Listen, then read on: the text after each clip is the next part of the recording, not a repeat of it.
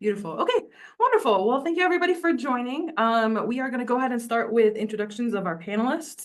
I will be introducing my first name, and I'm hoping that you guys can actually do your own introduction. So that way, if you want to talk about your what year you graduated, what your comprehensive experience was, or sorry, culminating experience was, and what your current job title is, or where you're at currently in your career post-graduation. So we have Andy, Logan, Michelle, Erica, and Victoria. You don't have to go in that order, but please, whenever you're ready, just go ahead and unmute and just introduce yourself. I'll go in that order. Hi, I'm Andy G. Navarrete. My pronouns are he, him. I graduated from Sac State 2015 with my master's in communication studies. I did the comprehensives and it was fun. And my job now is a senior program manager and account manager over at a consultant space. It's kind of vague, huh? Let me popcorn over to Victoria because I know her. Hi, everyone. My name is Victoria Thomas, and I graduated from the program in May of 2014. After that, I went on to get my PhD at the University of Washington. I did a postdoc as well before finally joining the faculty here at Simon Fraser, which is located in the Lower Mainland throughout Vancouver. We have a couple campuses. So I'm currently an assistant professor there. So yeah, and then my experience was a thesis, and I worked with J.C. Irwin on that as my main chair.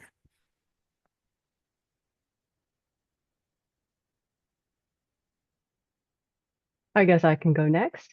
Hi, my name is Michelle Hemmer, and I graduated fall of 2023. And I did a project, and I'm situated in like interpersonal and family communication. That's kind of my jam. And I'm actually currently working in University Library at Sac State as a library service specialist number 2, which is part of my first master's degree in library science.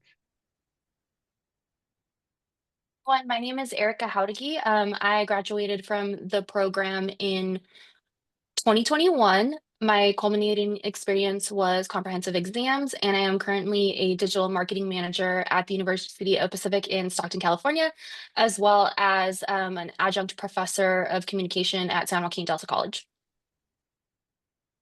Awesome. And I'll go ahead and take it away. What's up, y'all? My name is Logan Liao. Hey, Michelle. I graduated from the program in spring of 2024, and the culminating experience I took on was a thesis. My jam was interpersonal comm as well as org comm, and a lot of specialties there, but I did a multi-method approach for my thesis, as most of the folks on this call know. And as far as where I'm at now, I'm right where I said I'd be when I got hooded. I had done my trip to Japan, and I had started my career in communications consulting. I'm actually working for Deloitte Consulting now as a communications strategist. I'm about 8 months in, and the grind is real. So I'm working with a state client on welfare stuff, and so just super happy to be in this space with all of you.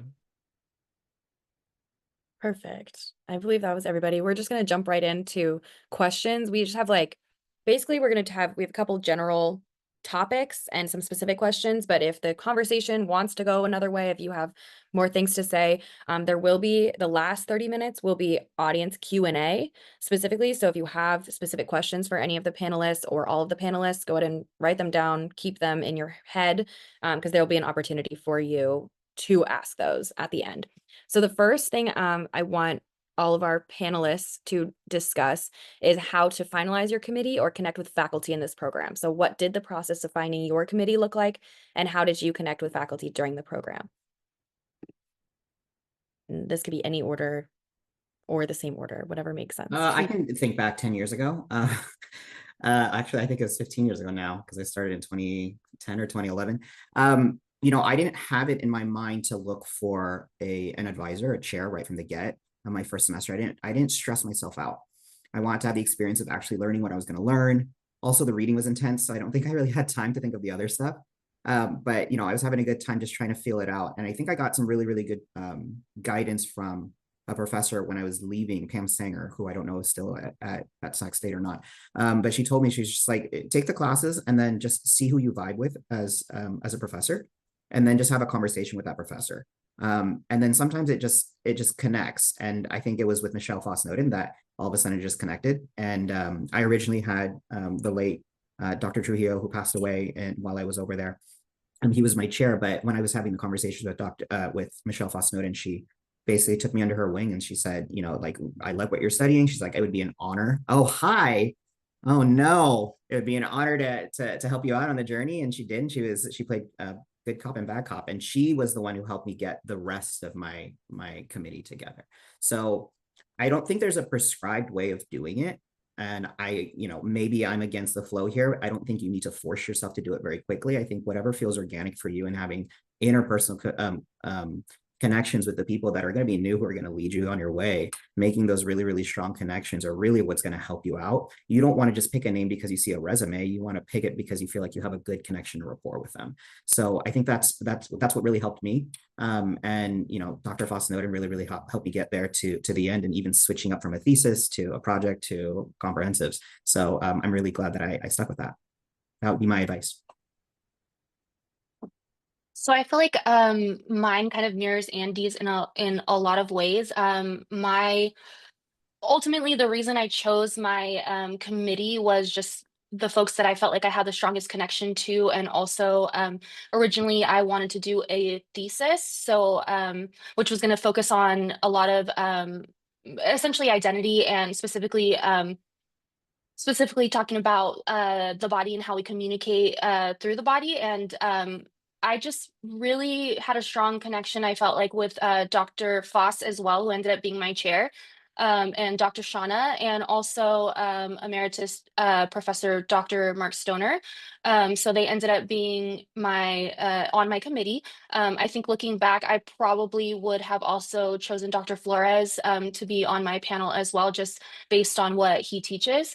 But it was definitely just, finding someone who really talked about kind of the subjects that you were interested in, but also the people that you felt really connected to and that you could spend hours with talking to, or that you really trusted their advice. And that's definitely what I felt with Dr. Foss. So that's ultimately the reason that I chose her as my chair. I guess I can go next. I think my experience is a little different, just because I ended up meeting JC Irwin in Georgia when I was in college, and we kind of came back to California at the exact same time. So I think for me, I kind of always knew she was my person. And so me and her had a lot in common because we knew each other before we were academically connected. And then after coming to Sac State, I started to really also connect with Dr. Foss-Snowden. So I guess I'm starting to see a trend of who's on the panel. A lot of us connected with her in her research. In particular, because I was a Black scholar, I wanted to also work with a Black scholar. So I was very excited to be able to connect with Dr. Foss-Snowden. And I think in particular, my connection with them two kind of led me to think more about PhD. And so my PhD led me more into going towards cultural studies, but I would say my MA was more towards rhetoric. And so I think my committee members, with JC being more rhetoric and Dr. Foss-Snowden being more cultural studies, those combined allow me to really think about my next step. So sometimes your committee members can also help you think about maybe you are lacking a gap and you kind of want to learn a little bit more about that and maybe kind of push you somewhere else. And then my last committee member was Dr. Nick Burnett. Rest in peace. And so he was a really good sounding board as well, I think. And so I feel like my committee was well-rounded in methodologies, but also in the ways in which topics kind of come together. So I also think you can think about maybe each person giving you something specific, whether it's a topic area or a methodology. And I think that kind of helps also form your committee as well. I love how you say, think about where they're situated and their methodology, because that's exactly how I had to pick my committee. And we had a really interesting experience, Logan and I. We came in with a huge group of people, and then a lot of faculty were like, don't be afraid to change up your committee, is what I really want to say, because I had somebody like sit in as my chair because my chair wasn't in the position just yet. So my chair is Dr. Nate Wu. Awesome. Yes, love Dr. Nate Wu. And he hadn't started in the position yet, but he was on his way to starting the position. So I had Dr. Aguilar be like in the chair position until he was able to take it over and I was able to meet with him and see how we vibed. And that's the thing, like you, especially when picking your chair, you want to make sure that you have a rapport with them because they are going to be your number one. They're going to be the person that you go to with every single little problem, every single little detail, and they're going to be the one that you're just spitballing back and forth ideas, proposals, all of the stuff. So you want to make sure that you have a really good relationship with your chair. Um, I kept Dr. Aguilar on as one of my uh, committee members, and then I rounded out my group with Dr. Stitt because I needed that health aspect, and she had health communication. And because my project was based in family communication, family dynamics, in like teaching your kids how to, or teaching parents how to speak to their children about divorce, I needed that aspect. So it's really important to understand how you can fit your committee members together. It's kind of like a jigsaw puzzle. Awesome. And I will listen, Andy, Erica, Victoria, and Michelle gave basically the meat and potatoes. CGSA is probably the most active I've seen them, so I know they're giving you all good stuff. And the faculty in our department are incredible, especially Dr. Michelle Fostone. And so I know that for most of the people on this call, we've gotten a pretty good idea of how to go about forming your committee. So I'll be short and sweet, and I'll just tell you what I've learned from Sac State, and then what I've learned from being in the comms consulting industry. Be intentional and be personal. And by that, I mean, everyone who was in my cohort or who knew my committee knew this. My committee was Dr. Aguilar, Dr. Malvini Redden, and Dr. Wu. And I gave my committee a name, and they were the interpersonals. And so Ariana knows. And do I have screen share permissions? Can I ask for screen share permissions? Yeah. Sure. Let me see if it'll work.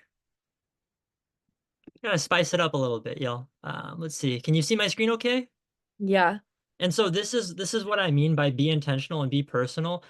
Um, I found out that all my committee members were going to be there on Halloween, and not only did I make sure they all dressed up, but I decided to dress up as well, and I somehow found a way to get all of them in the same place at the same time, regardless of our schedules. And so I share this because there's always going to be this fear of they are too busy for me, whether that's your peers, whether that's faculty, and whether that's frankly anybody, right? But when it comes down to it, if you show genuine interest in someone and a genuine interest in wanting to build something and taking pride on your work, you're going to have the best time in this program. And forming your committee is going to be one of the many things that you enjoy doing as you get your master's degree. And so that's us and Winnie. Oh my God, I'm going to cry.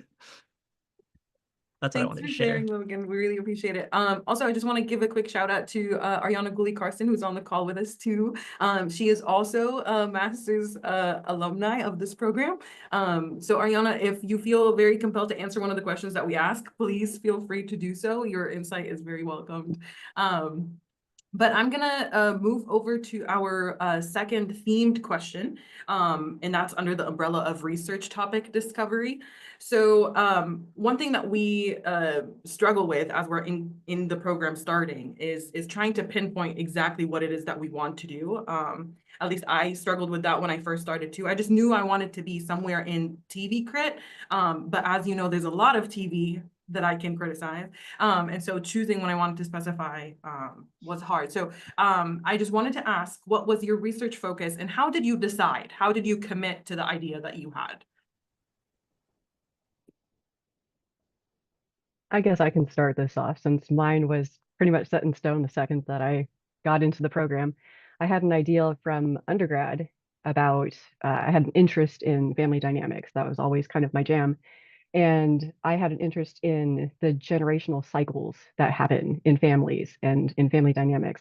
And so coming to my actual research topic was pretty easy for me in the sense that I knew I wanted to focus in family dynamics. I knew I wanted to talk about generational cycles and everything, but like understanding like the actual niche where I wanted to put myself in my research was also pretty easy because I was also obsessed with like how do we tell our kids that we're getting divorced as parents? Like that's a huge topic. I don't remember how my parents, broached that topic. I mean, I was 2.5 when my parents got divorced, but don't have to tell a 2.5-year-old, but you know what I mean? Like later questions come up. And so how do you address that? And how do you continue to not create trauma in your children surrounding that? Because that's a huge, break in family. So, I mean, I had it's kind of broad. So my problem in my research was narrowing it down and like really fine tuning and focusing and getting the things that were going to be very pertinent and relevant to what I was speaking about. Because in that realm, I could go off into Never Never Land and, you know, never return. But I had to be intentional, like Logan says, be intentional. And I had to make vast cuts. Okay, let's fine tune it. So let's focus on three major aspects of family communication surrounding the topic of divorce. What three key things in communication am I going to need in my project? And that's what I ended up focusing on. I can go ahead and I'll pick up after Michelle. But yeah, Michelle and I had this journey together, which was incredible. But the part that I'll share is I went from, as you go through your graduate coursework, you know, you'll do projects and different things and papers, and you'll do it around different subjects. But my thesis topic changed from new hire orientation to workplace romance to instructional design, all these different things. But at the end of the day, it came down to what am I passionate about in the discipline?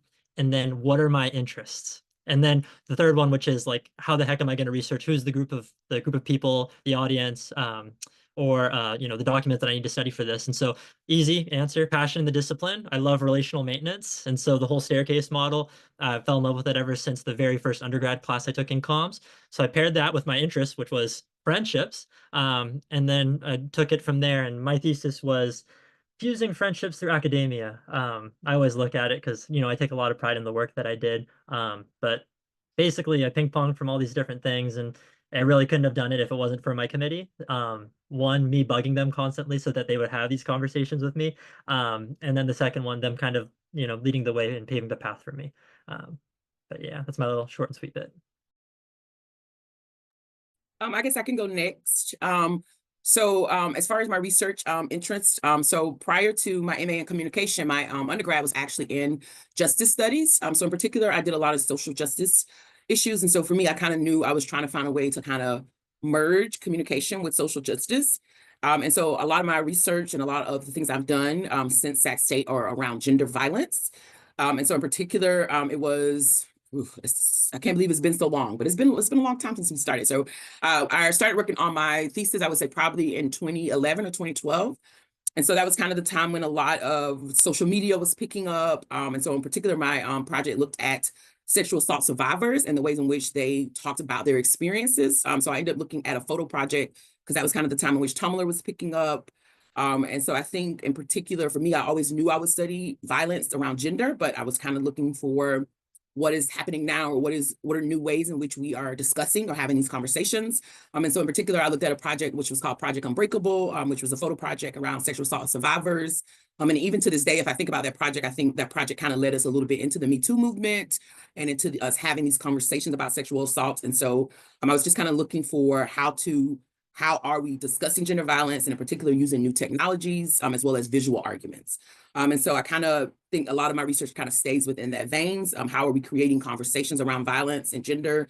And kind of how are we telling that story through these visual elements? And so that's kind of moved me now into really thinking about television, which is what my PhD was really about, television studies. So television credits is kind of what I do here. Teach Black television studies at Simon Fraser, teach a lot of television type courses. And so that's kind of how I knew my research was going to focus. So whether I change mediums, it's kind of always thinking about violence around gender.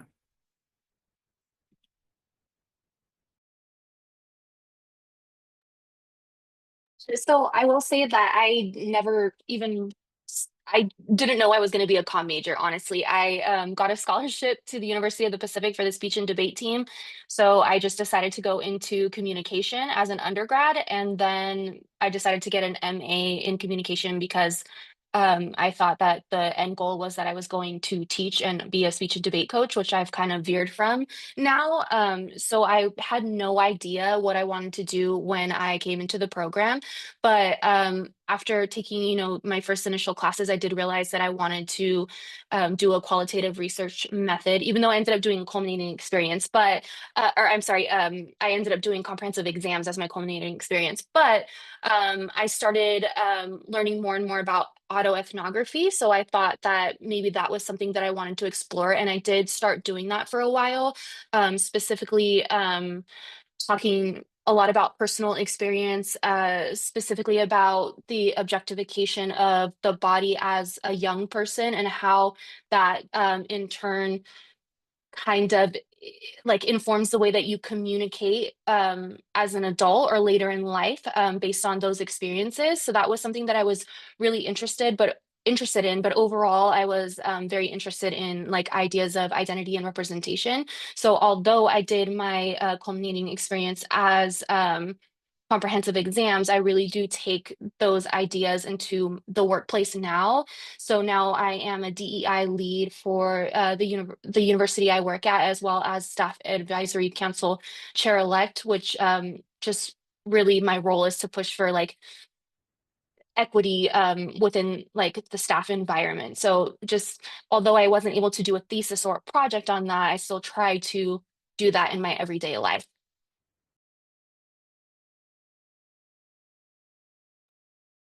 I'll go. I think I might, maybe. So my research focus was interpersonal gender studies, and I don't do that now, which is kind of sad, but I find that it's still really important that I did that because it allows me to look at certain things in a different way. And when you think outside of the box, especially in a world like we're in today, it's kind of really important. So what I started doing was, and it's going to sound buzzy, but I promise it's actually more fun. I started doing a little bit of research rather than research. I didn't know what I was going to really write about. And I felt really called to going to the bar and drinking and writing about that. So that's what I did. And I ended up focusing a lot on interrogating and identifying power structures. So I would literally go to the bar and I would hear men talk to each other. And as a person of the LGBTQ community, I would hear gay men talking to each other, and I would see these power dynamics and how people would acquiesce into doing certain things, having another round of shots, coming home with them. A lot of these different things were elements of power that I thought were really, really exciting to look at. And you start seeing these themes of who's having the most power and who's not having the most power. And what does that mean for a community where they have their own kind of cultural norms? So looking at that in its little nutshell of a community, I had this huge leg of research. And with the help of a lot of the people that were in my committee, I found different avenues of looking at, of how to look at that and interrogate that in a more robust and academic way, right? So at first I was realizing, oh, I'm listening to all these people talk. And someone told me, and I think it was JC Irwin or Dr. Irwin, and she was saying, you should do ethnography of communication. And I was like, okay, what's that? So I did ethnography of communication. I just got to record all these different transcripts and then look at these transcripts. And then I had Dr. Michelle Foss-Snowden saying, like, you're a rhetorician, do rhetoric on that. So I would look at these transcripts and I would use fantasy theme analysis. I would use all these different tools that we have in our back pocket on how we can dissect and look at and interrogate power or themes in these different transcripts. So I did mixed methods, right? I was in the world of looking at power through gay men. I was doing a lot of research and I was finding out about my community, and I was using a lot of academic tools from that. And I think, and I'll leave you with some of the major conclusions or main points that I got to that. A lot of gay men will evoke common patterns of speech that are predominant in Black women. And I found that in a lot of the way gay men talk. And I said, why? So I did research on Real Housewives on television, and I looked at gay men and why do they talk the same way? And I came to a conclusion, whether you agree with it or not, that because Black women have been so disenfranchised or oppressed, that the way that they speak evokes power because they need that power because they've been marginalized for so long. So it stands to reason that a gay man who sees that might say, all right, I want to have that power within me. Let me talk like that.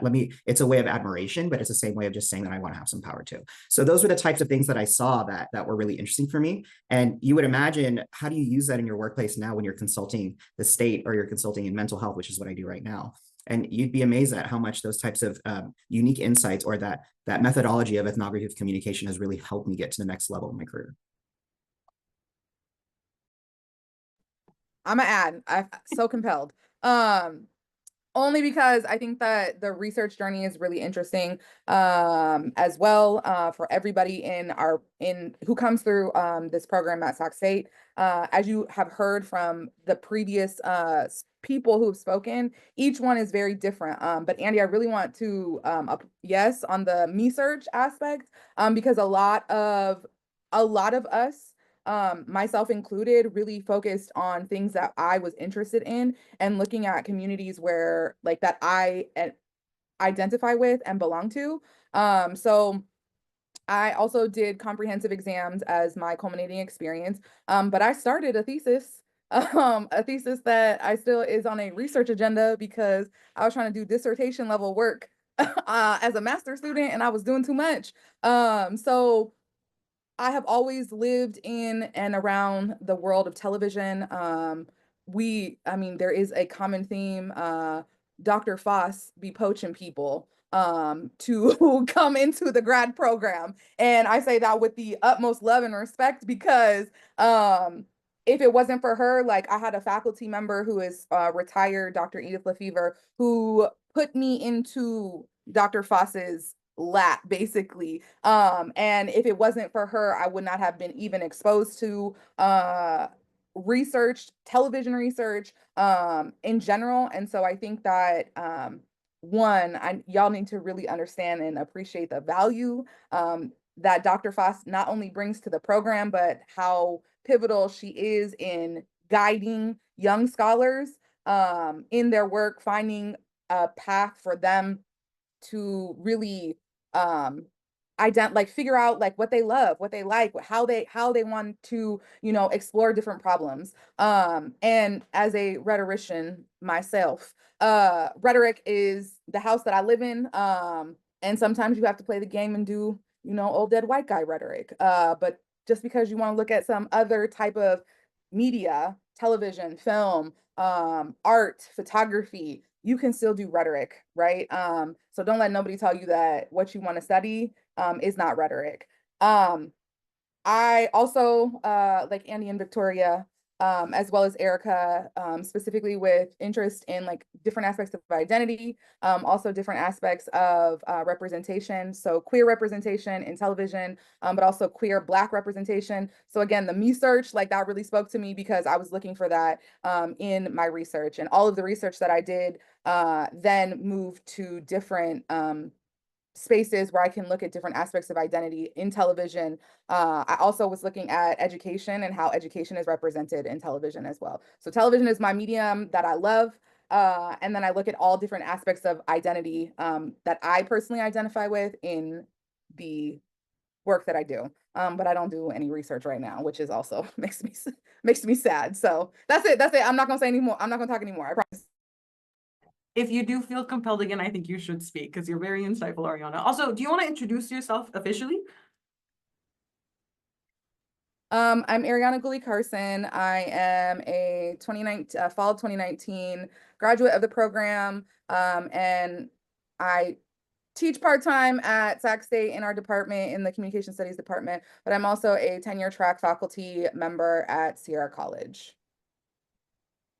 Thank you. And Ariana is also a really good friend. Just wanted to throw that out there. I think one thing I'll add, just because I'm hearing it, and of course, when you have that calms mind, you just start looking at themes. It's like, I recognize that at least half of us, if not all of us, kind of started doing our research as a way of therapy. Even if you don't want to call it me search, see, I'm seeing the shaking heads. Even if you don't want to call it me search, there is a therapeutic internal investigation of yourself that kind of comes out, and it's a beautiful thing when you get out on the other side, and it's really painful to go through it at times. And there's a testament to like Michelle Foss-Noden, JC Irwin, Nick Burnett. That was my committee. I had my teddy bear and I had the tough love and I had the tougher love. So I think I should have evened it out a little bit more. But there was a moment where it's just when you're doing your research, you're finding out so much about yourself, and then you're finding so much about the world that you do come out a better person, even if you do see where all the hurt is and the scars are. You just have the self-awareness that you come out with, and that's something I feel like I'm so glad that I paid all that money to get there because it was really important for me to get there. I don't know if I would have been able to do my adult life without having the experience I had in the grad program and the cohort that I had. And Victoria is one of those people that was a part of my cohort. I think that's an excellent transition to our next question, Andy. What? And you didn't have to Venmo me. No. Avery, would want to lead the next question, please? Yes. Thank you all for your amazing insights into your individual research journeys. They're so helpful to all of us to hear that. For our next topic, we're going to be talking about cohort culture. Specifically, what was your experience with the culture of your cohort and finding support within the program? I'm also going to drop the question in the chat since everybody's talking for so long, if you forget the question. So somebody can take it away.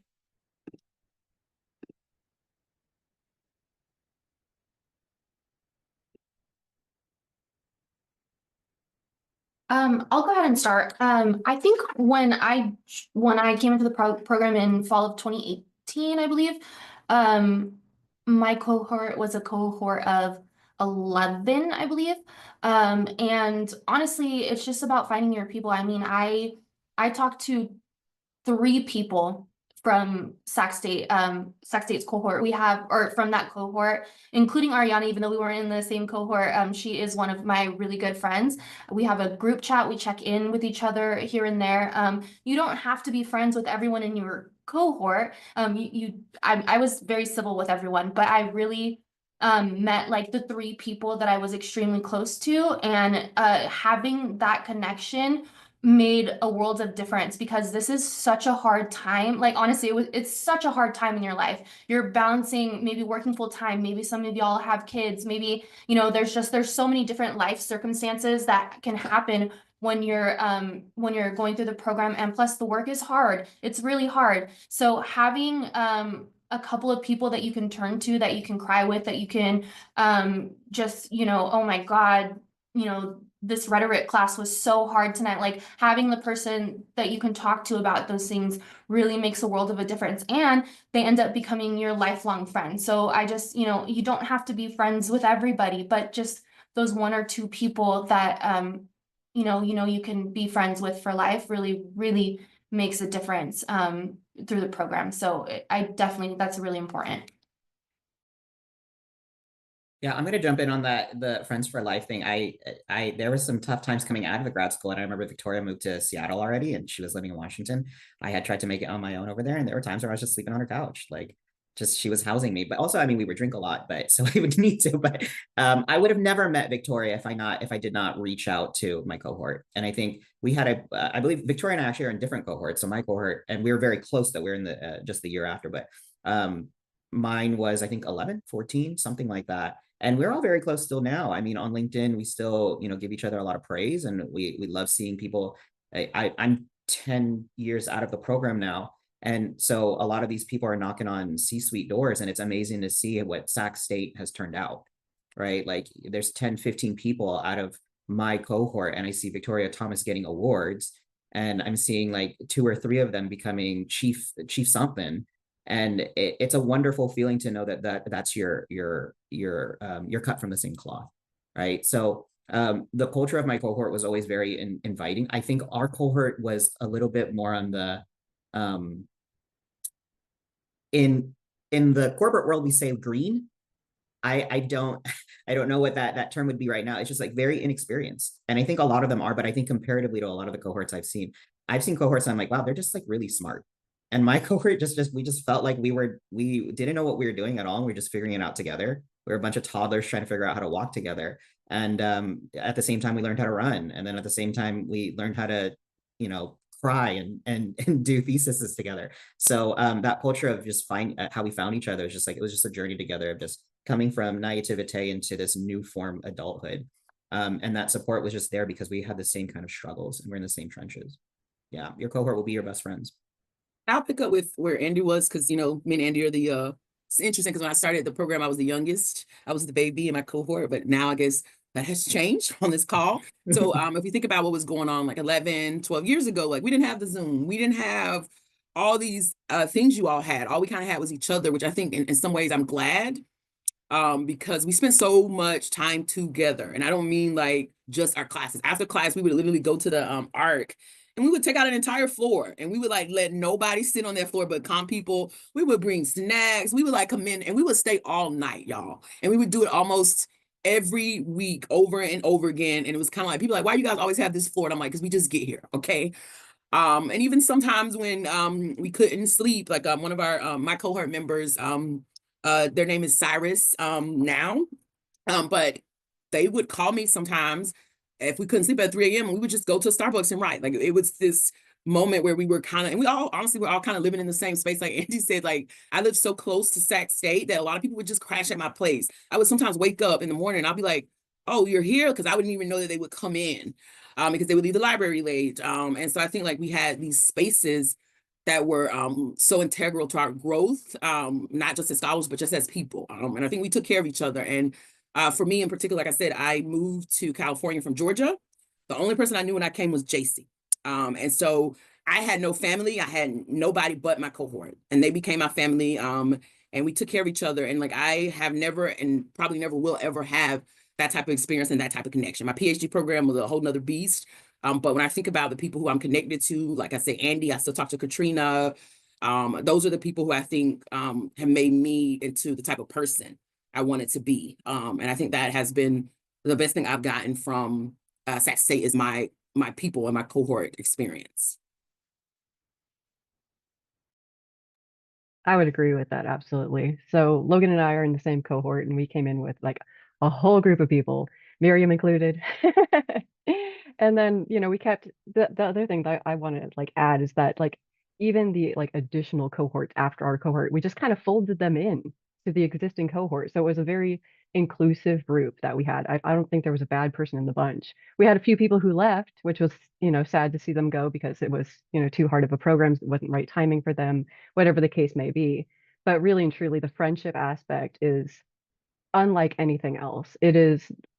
I've never had such a loving, amazing group of people in my entire life, like all throughout elementary school, high school, all of it. Like, I don't talk to any of those people. I talk to all these people. And I like hope that we continue that like for years and years. Like when we're at the 10-year mark, we're still in contact with each other, on and on and on. Because it's amazing and I love it. So Oh, Michelle, you're gonna make me blush. I'll kind of echoing what my fellow panelists have said, and I'll give Arindira a shout out too, because Arindira was also in our cohort. Beth, you as well. And so, um, what I want to say here is that when you asked this question, it made me think of, I think Marion, you were also in the room at this point as well. We were in comms 200A or 200B, one of the 200s with Dr. Foss, no surprise there. And um, when we joined the program in fall of 2021, we were coming right out of the pandemic and we were doing this weird, some of us are going to be, virtual, some of us are going to be in person with masks, and we can go on and on about that. But there was a lot of things that made us feel isolated. In addition to the rigors of the master's program, we're also having to be physically separate from all of our loved ones, and going through a lot of different things life-wise. And so it was in Comms 200, which was the Intro to Grad Studies course that Dr. Foss led, where someone had mentioned something about imposter syndrome or feeling it. And then all of a sudden, every single person was saying it. And I just remember sitting there like, wow, it's just crazy to me that everyone in that room was feeling the same way. And so I've echoed this to the students that I taught in the TA program, and I'll echo it to you all now. The only people that are going to understand what you're going through are the people in this room right now. And there's no greater comfort than, bashing on, a comms theory author who won't be named, Anderson, or, other inside jokes that you build with your cohort. But as far as, having your collegial relationship with your cohort, I also want to give a shout out to the faculty, especially part-time faculty, everyone from Ariana to Kyle Hanners, all these folks that I would stop and chill with in the hallways, as well as the staff. Katrina, Alexis would listen to me constantly, and I really appreciative of them for that. And so we are really one big, I don't want to say family, but we are a crew. That's what I'll say. We are one of the most fun groups and crews you could find. And so that's all I have to say on that one. I did come in with Logan and Michelle and Beth and Arindira, and I would like to announce that I will be graduating very soon. So I'll be on the other side, hopefully by summer. We'll see. Okay. So Miriam, can I jump in and back you up on that point for a minute? absolutely. Because these are such long and winding roads. And I actually started the fall of 2020. Hi, my name is Beth. To everybody, sorry I was late. But because of that, I have crossed cohorts with a number of you at different times because I'm still not done. I am one of maybe 2 or 3 people in Dr. Foss's big board up on the wall that only has 1 swirl and you need 3 to graduate. So I'm not there yet, but I blasted right through all of the initial coursework, and we were all there online and in various stages of it. And life brings you little interruptions. And when I keep seeing you, Miriam, at orientations, and it's 2025 and we're still there, We look at each other, and what you have to do is lift yourself up and out of any shame or expectation or whose objective was it. I went back to grad school for me. I mean, I don't recall going to it for anyone else. And isn't that the bottom line for each one of you, that you're here for you? And somewhere else, there are other people maybe with hopes or expectations or dreams for you, but you went for you. And who imposed a timetable or any other set of rules other than you need to finish it in 7 years or start all over again? So you got to take that stuff off of you. And I think, Andy, you really articulated it, because it's the thing that gets you to, what do I want to do? And in my case, I wanted to make another documentary that didn't have to do with my thesis. So I put that on hold. So now I'm back to my thesis, a couple nuts and bolts. In the process, I had a committee person retire. I had another one go on sabbatical. People move in and out. Ask when you need a petition for exception and when you don't, when you can just kind of walk through those changes. I heard Dr. Foss say to someone, if you're in comms, your method professor or person should be your chair. I had never heard that until recently, but that might make sense to one of you. And you have to figure out how to like it enough to get to the finish line. And you definitely have heard in this room about people that switched from project to thesis to comps to whatever. There's a piece of you that, besides just finishing it, you still have to love it. So what I love is when we get to those orientations and we see each other and we say, it's not that we're just doing this, we're doing life. And this is teaching us, about life, about the people we live around, and how to navigate it all. So, Miriam, I was going to stay quiet, but I got to lift you up again, girl, and say, you know, you and I, we're going to finish when we finish, and we're going to finish proudly. And Michelle, Logan, Erin, Dara, we all know this, that when you get there, the joy comes full circle back around to, I did this for me. For whatever reason that it mattered, I did it for me. And that is the highest purpose of all. So don't ever let it become so hard that you let go of that or lose track of that. Amen. I think those were great and wonderful, wise words, Beth. And I think because we only have 10 minutes of the panel and then we're going to open it to Q&A, I will say it's a great transition yet again to our last question of our panel. But thank you, Beth, for sharing. I appreciate it because yeah, it has felt there's been a lot of ups and downs, but I feel like there's no grad school experience or any educational experience, especially in these times, that isn't up and down. But yeah. All right. So our last question before we open it to our beautiful audience members to ask is about post-grad. So how has your experience been, very lightly, but how has this program prepared you for your post-graduation career endeavors? And maybe not prepared you. I'll throw that wrench in. I'll go ahead and volunteer to go first with this one. Some of you know that Dr. Malvini Redden and my committee gave me the praise of saying that I wrote a dissertation with my thesis. And I can't tell you enough how much that this program, in the 3 years that I spent, and all of the hours and the late nights that led into early mornings, no matter all of that, gave me the skills that I needed to not only apply and make it through 3 interviews, but to obtain a job within corporate communications. And every day I wake up grateful because like this company has been treating me so well. And when I think about it, I look back at my thesis and I look at a picture of my committee that I have on my desk because I couldn't have done it without them.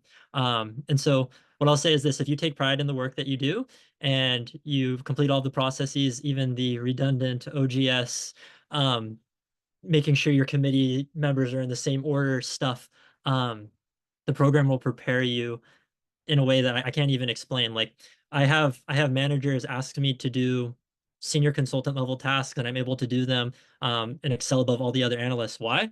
Could be me, right? But I credit it to the program and the skills that I learned and all the students that I had the opportunity of teaching as being a TA. And oh my gosh, I could go on and on, so I won't ramble. But I will say that the program is rigorous.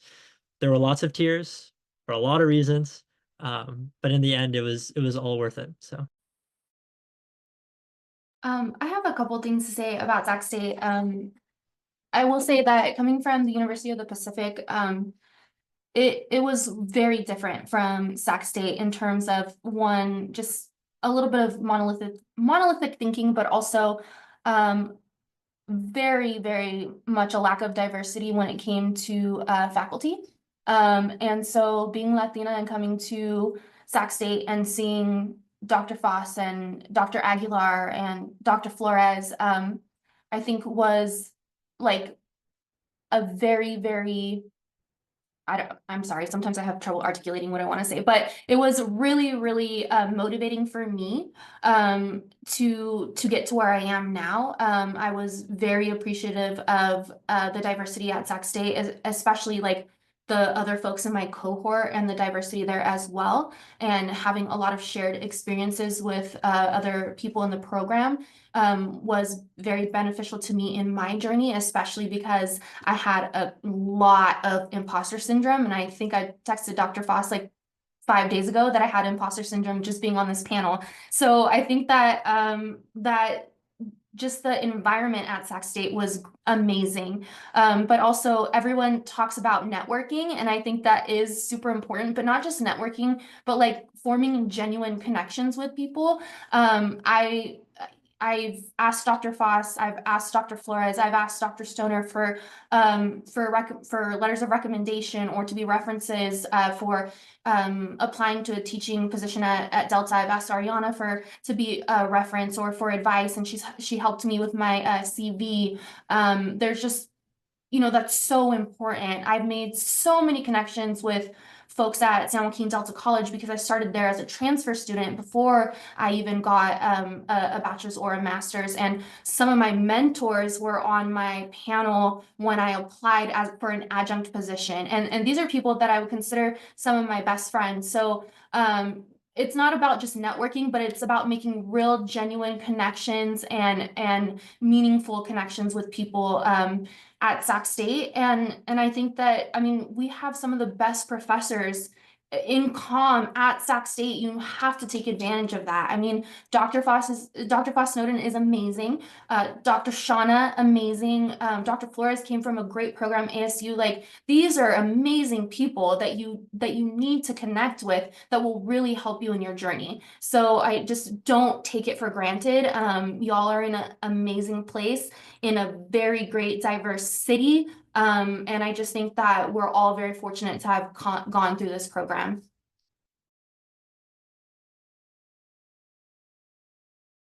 I can Yeah. go next. Oh, sorry. You can go ahead, Victoria. No, I'll Okay. go. I'm just kidding. I was just gonna go just because I was thinking about how the program prepared you for your post-graduation. So directly after finishing, I went to Seattle University of Washington, and when I started my PhD program there was only 6 of us that were in the program, and we were all women. So that also was a great experience as well. It was the very first cohort that was all women ever for communication at the University of Washington. So it was a great cohort, but it was also interesting because, we talk about this imposter syndrome that we may feel. And so like I get to there and I wonder or worry if I fit, because, some of the people have come from University of Illinois, University of Oregon. But in reality, I was the first person in my cohort to finish. I was the first person to get a job at a tenure track job. And so what I can say is that I was above or the people that were there. So Sac State, and sometimes when people hear that it's a state school, it's part of the CSUs, you may be thinking, or people may be thinking that we are not on par, but we actually are in some ways better. And I'm just going to throw that out there because I'm the evidence of that with other people. And so I think that this program prepares you for everything. It prepares you for a PhD program. It prepares you to get a job. It prepares you to teach. There is just such a well-rounded program that I think what you get out of it may not be what you think you will, but there's going to be something that is going to be good for you. And we are not imposters, right? We may feel like it. I feel like it right now because I'm in my 4th year. I got tenure coming up in 2 years. We had a pre-tenure meeting today, and I'm like, oh my God, these people gonna give me tenure. And so I think this imposter syndrome sometimes never really goes away. And so I think these panels are an important aspect for us to really be able to chat and say, okay, I felt what you felt, but we all are doing so well. And I think that is a testament to the ways we've been taught, as well as the support that we've been given. All right. So I'll just say a little echo off of both of those. Thank you, Victoria, and thank you, Erica. It really does translate. I don't work in the comms field, and yet I still put my communication skills to good use. And I still rely on my committee for writing letters of recommendation. Like literally the job that I have, I had my chair, Dr. Nate Wu, write me a letter of recommendation, and I'm in my position now. And I actually just got permanent, so yay. But I use my skills every day. I talk with vendors. I'm responsible for doing orders and, Logan, you'll probably appreciate this, but de-escalating conflict situations from, conflict management. And, literally, I mean, communication is everywhere. So it is going to cross over into every aspect of your life. I use it for everything. So in family communication, I mean, where I reside in comm studies, I use it every day in my marriage. I use it with my family. I use it at work. There's no downsides to it, really. So it's gonna give you the skills you need to make your future a lot brighter. I guess for me, I just look back on the comms program. There's like so many premises that you can say, right? Comms is interdisciplinary, right? It touches more than one branch of knowledge. Like the methods that you use to investigate, it's quantitative, it's qualitative, it's mixed, right? And then the program, it by those premises, it's like it teaches you breadth. Like you have to stretch your capabilities and your capacity in order to do a program like this. Like you are stretched from end to end like you've never been stretched before, because I have to know statistics to study, because I got to do 202 or whatever it is, 201. And then I have to know how to do ethnography, or I have to do rhetoric, and it teaches you all that. But with breadth, right, we also just focus on communication, and you get depth, like the how, the why, the what communication works and can build, and how you can use it as a tool to break something or build something, or how you can inspect that tool and be like, this is not the right tool, right? Like this is not the right use for this. So I guess what I'm saying with all those different premises and all those things that are just in my head is that you keep on expanding so wide and with so much depth that there's no way that you cannot use what you learn in this program to fulfill the needs of your personal life, your romantic life, the life that you have with your friends, the work, building your career, anything. You will go into the corporate world right now, and I've been in it for years, and you will see in almost every single role that the highest level over there in the skill set of your job description is that must be a great communicator, right? Or you'll read something like the PMBOK if you're a program delivery or a project manager or something like that, and you have a PMP, which is like one of the coveted certificates, and you'll say something, and you'll hear something like, oh, communication is 80% of the game, right? We are integrators. The best people, the rock stars in the workplace, are people who can communicate and know how to meet people where they're at and translate and integrate them in different ways. So with the breadth and depth that you learn from a program like this, especially something that's good as Sac State's, which is like one of the best terminal programs in the West, you get to then go into the workplace or wherever you want to go after this. And you were armed with so much knowledge that you just don't even know yet until you start using it. And it becomes like breathing, because you've been stretched and you've been pushed to your limits to depth. And that's a beautiful thing. It's a scary thing. That's why we cried a lot, but you will be on the other side and you'll be like, oh yeah, I got that from Sac State. I was made there.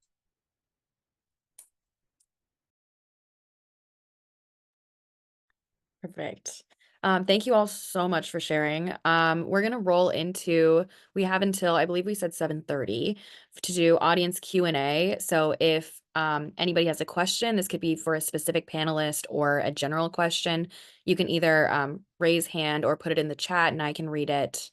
But we'll try to do as many as we can. So I'm opening it up now.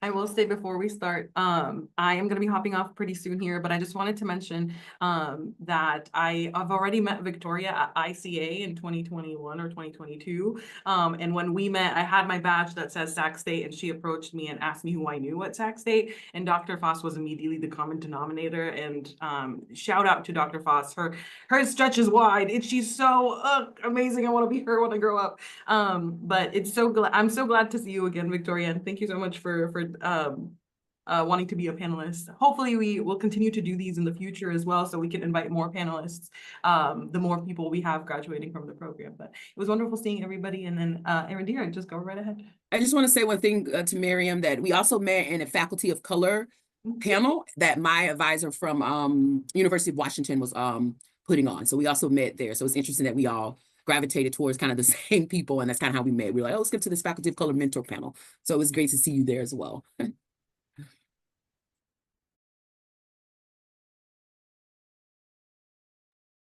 Go ahead, Arindira. No worries. So, this one is going to be a general question for everyone. In terms of your studies, if you don't remember fully, it's perfectly fine. When it came to being in your program, do you remember there being a specific thing that you had to give up, or something that you had to change about yourself, or like say a certain habit you had to give up, a certain thing that you needed to work on in order to overcome and obtain your degree? And how did you push through to complete it? Oh, I'm gonna jump in real quick because Dr. Falsetta knows this.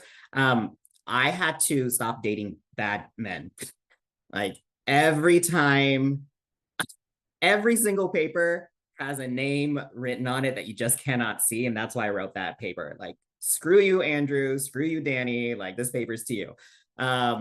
So I had to give up them, and I took 5 years. I'll be honest, I took 5 years. I lost my way so many times, and I tried to have a social life, and I dated, and I got my heart broken, and I was flunking classes, and Dr. Foss-Snowden was just like, "What are you doing? Like, tough love. Like, get your ish together." So that's something that I had to give up. Not my social life, but I had to give up the toxic behaviors that I had. When you're doing research, when you're going to the gay bars and you're learning about power in the gay bars, you become you go native and you start doing the things that you're not supposed to be doing. And I had to remove myself from that, and I had to be an objective observer so that I can finish some of the research that I was doing. Yeah, I just want to jump in. I really do love that with the me search, because really this journey through this program is that it's very much me search. And as everyone in my cohort knows, because I couldn't shut up about it, I had just a slew of bad luck all the way throughout my journey. Just, crisis after crisis after crisis. And what I really, for me, had to do is just double down when we're talking about how do you power through something.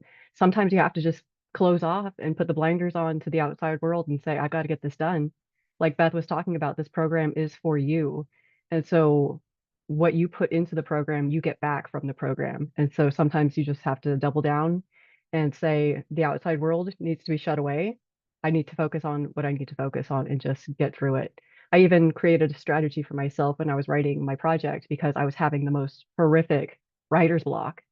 And I had like a semester coming up. My final semester was coming up. And so I tried to write all summer, but like nothing was coming out. So I was just doing all my reading. And then come August, I had to set myself a goal saying, write just 500 words every single day. Just do it. And that's your goal. If you go over that, great. If you don't, like, you have to write 500 words, bar none. And that's what got me through. So if we're talking, sometimes you just have to, like Dr. Shauna says, Fifi it. So Oh, we can't say Fifi on here. Erica, go ahead. Sorry. No, you're fine. You can go if you'd like. You go. Okay. I think that being in this program really taught me how to have boundaries, because coming into the program, I was very much a people pleaser. I have really bad FOMO. I say yes to everything because I don't want people to be mad at me. And then I realized I can't do that, and I have to prioritize me, because this is like one of the most important things I was ever going to do. And so I had to start saying no and cutting out things that weren't beneficial to me and my journey at the time. And I think at the end of the day, like now I really know how to set hard boundaries and prioritize myself. And a lot of that came out of being in the program. So I'll go ahead and I'll kind of say this.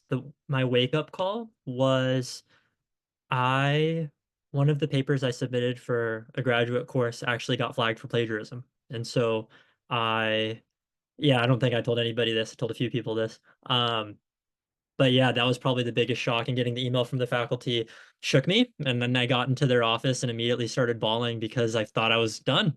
And regardless of the severity of it, it was a huge deal for me. And at that point I had kind of realized the way I got through undergrad, especially as I transitioned through the pandemic, was I half-assed things. They said read the book, And I read it until I got the content that I needed to execute the assignment, right? But I learned very quickly here that you couldn't do that. And so it took that really hard lesson and that guidance that I received from that faculty and that push. Because at first there was an initial anger of like, why would you do this to me? We had a good relationship, this. But then I realized that it was their way of pushing me to the next step. And that really elevated me to this point where like my manager is on vacation in Canada right now. We have a deliverable due in like 3 days, and I actually have finished it 2 days before completion. I couldn't have done that if it wasn't for these little pushes that I got from the faculty here at Sac State. And so, in self-disclosing that to you all, I hope not only we've gotten closer, but you can kind of take from that what you will, and really take pride in your work and make it original. I'm gonna add, I because I feel like I'm in the opposite-ish from everybody else in terms of like giving stuff up.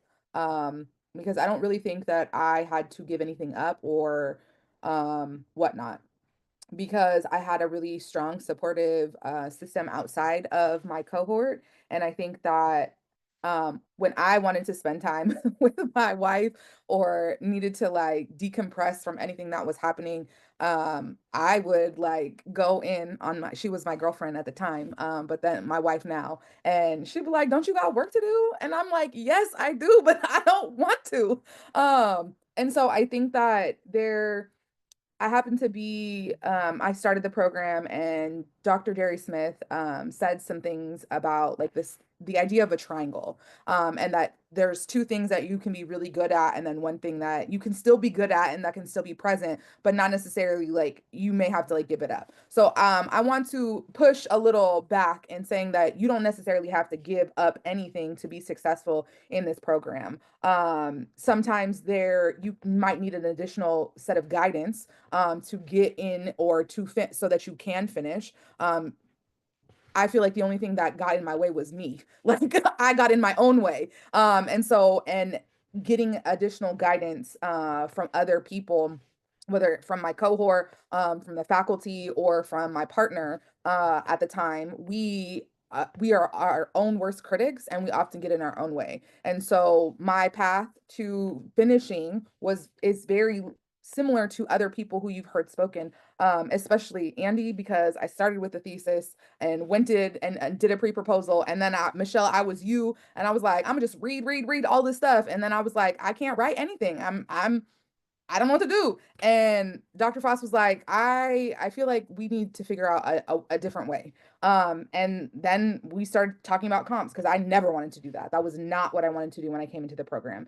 And so sometimes we have to get out of our own way. But doesn't necessarily mean that you have to give something up. You can still have good, meaningful relationships in and outside of the program. You can still, do things that are benefiting you, that feed you and fill your cup in certain ways, and still be successful and get it done. But you have to have like really good community and support. And I think that's the thing that the through line. So like with Erica having stronger boundaries, right? That's something that she had to learn from people in the program saying like, hey girl, gotta draw a boundary, right? From Andy, trusting what Dr. Foss said, and like, hey, give up these toxic behaviors and dating these men, right? You can't go native in this situation. And then like Michelle picking a way that incentivizes, like just get it done. And then Logan, point about hey, like you can't be skating through, like you need to step it up, right? You got to level up here in this situation. I think that there's different things, but all of that came from like an ethic and place of love. And I think that that is where the thing that really sets this program apart is that I think that all of the faculty, especially the graduate faculty, really operate from a position that center our humanity, not only as scholars, but as individuals. And I think that that is really important. And so like, I didn't have a lot of tears in my program with my cohort. We had some trauma, but we didn't, but we weren't crying, or like there were not tears. And I think that there were tears afterwards, but I think it was because the way in which we were treated was not with love and with care and with humanity and humility centered. And I think that that really sets this program apart. And I'm gonna definitely shout out to Dr. Malvini Redden, Dr. Aguilar, and Dr. Nate Wu, Dr. Morgan Morley, like all of the people, and of course, Dr. Foss Snowden, who told me I needed to also shout out the other faculty, that we, you know, if it weren't for them and the work that they do, like the program wouldn't be where it is, because they really care about our success, not only as, again, as scholars and as students, but really care about what happens to us beyond when we leave Sac State and when we leave the program. So I really, you can still do all of the things, right? But it's about balancing. So like maybe not necessarily giving something up directly, but maybe like doing something less, right? Don't think of something like I have to give up something in order to, you know, be successful. And I think that when we always think of like operating from this like lack position, a position of lack, or like I have to give it up. And especially like as women and as women of color, we always feel like we have to like give up something in order to like get ahead or whatever. You don't always have to do that. You know, sometimes we need to operate with the same positionality of, you know, a mediocre white man. And we gonna do it better. It's gonna be more flavorful. It's gonna have more sauce, all of those things. So like don't feel like you have to give something up in order to get through. Thank you so much for sharing. I think we have time for maybe one or two more questions, but I am gonna cut it off a little couple minutes before 7:30 so we can close. So just warning you. Do we have I see a lot of pointing in the class.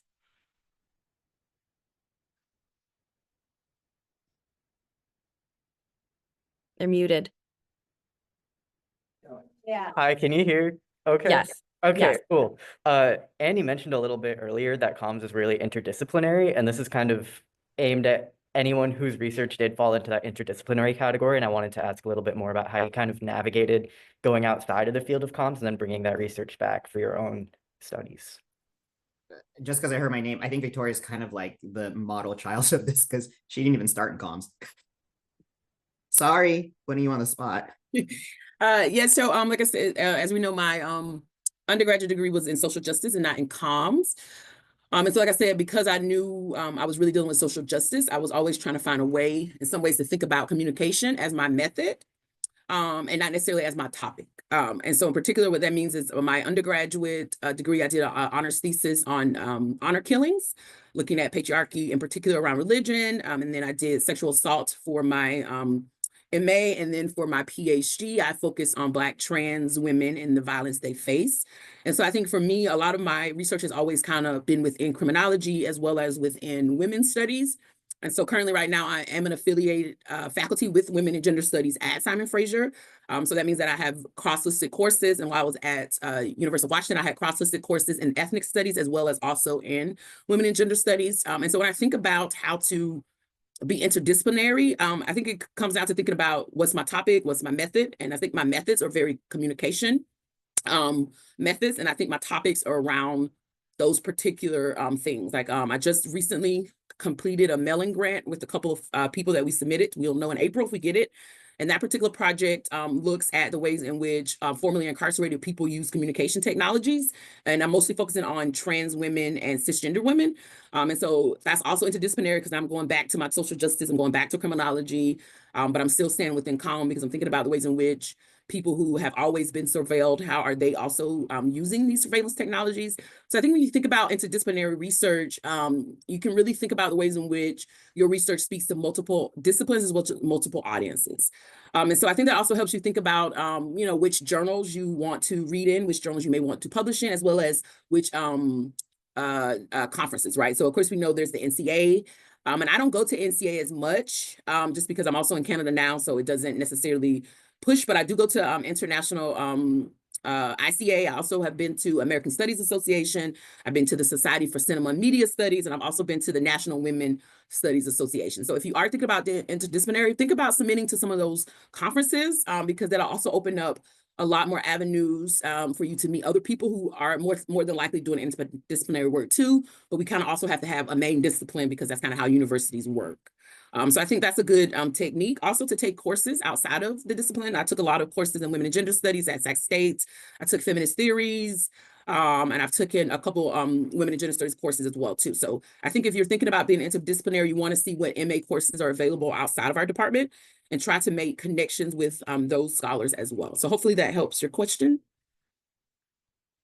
Real quick to add too, it's a fun way to go to your cohort and just go to one of the conferences and then just think interdisciplinary there. Because if you go to Far West Pop Culture Association Conference, FWPCA, which is in Vegas, and you bring all your friends, like you get to go to all these different rooms that are talking about so many different things, which is interdisciplinary. And if you don't know what your research is, it's kind of a way to just peruse, and then like you're shopping down an aisle and you're going to see which one is going to actually activate some of your antenna. And Avery, correct me if I'm wrong, Avery or Kenya or Ariana, like for their grad program, aren't we allowed to take an X amount of units towards like from another, graduate course in a different discipline? Right? Yes, that's correct. You can you can do like undergrad courses or grad courses from another discipline. You just have to work with the professor. So depending on your topic or area of interest, it might make sense to take courses in another department. Look, and I saw Ken, you said 6. Yeah, so it's 6 units, and I think the only requirement is that it has to be at the same level as a grad program. So they kind of have to get vetted by our faculty to be like, this is within the same level of what we're learning in the comms department. And I believe they also have to be tenure track. Yes. Okay. It's ingrained by now, hopefully. That's so cool. I can remember over a dozen times when I met with Dr. Malvini Redden and I would go off about my ideas, and then she'd look at me and she'd go, so what does that have to do with communication? And through our conversation, we're always somehow able to find it. But yeah, I don't have too much on interdisciplinary, so I'll pass the plate.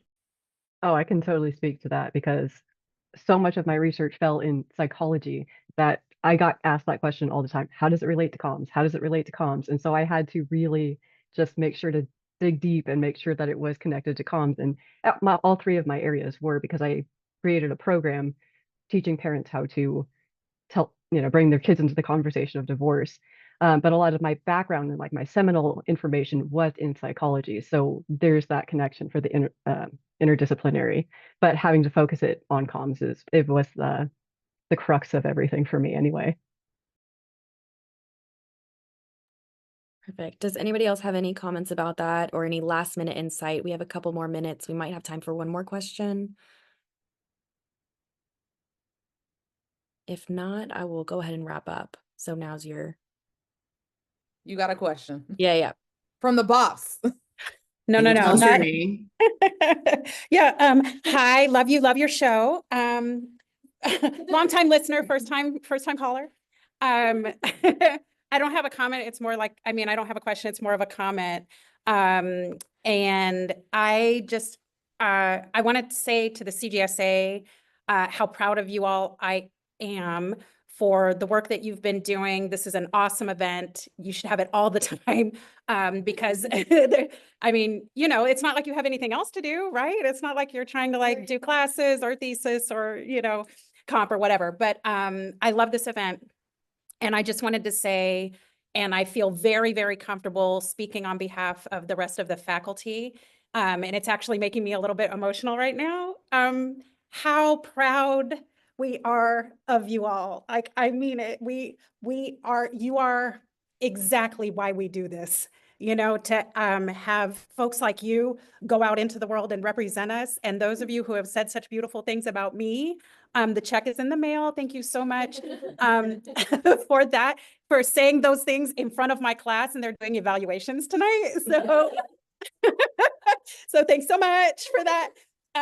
But no, the big takeaway here is just, we are so, so proud of you all. Please don't ever forget that you have home here, you have family here. And again, I speak for every single member of this faculty that we would just, we are so lucky. We are so fortunate to have met you all. And we're just completely, endlessly proud of you. You're killing it. Yeah. Ooh, made it Sac State, right? Hashtag. I won't do singers up. It's fine. Yeah. Okay. That's all. Thank you so much for sharing, and perfect timing. I echo Dr. Foss Snowden's sentiment. Thank you so much to all of our panelists. This was so helpful. Thank you, Dr. Foss Snowden, for Zooming your class in. To all of you, all of the audience members. I do want to say that this meeting is being recorded like it was. We're going to put this recording on the CGSA website, which I'm going to put in the chat now, but the link is also, Kenya, correct me if I'm wrong, is on the Instagram. Yes, it is linked in our bio. Thank you so much, social media queen. But again, thank you so much. We're hoping to do another one of these. So look out on the Instagram, probably next semester. Hopefully every semester we'll do more of one of these and get more of you. But thank you so much. Feel free to reach out if anybody has any other questions. And I think that's it. I'm gonna go ahead and end Zoom. So thank you all. Have a great Bye all. night. Have a great night. Bye. Thank you.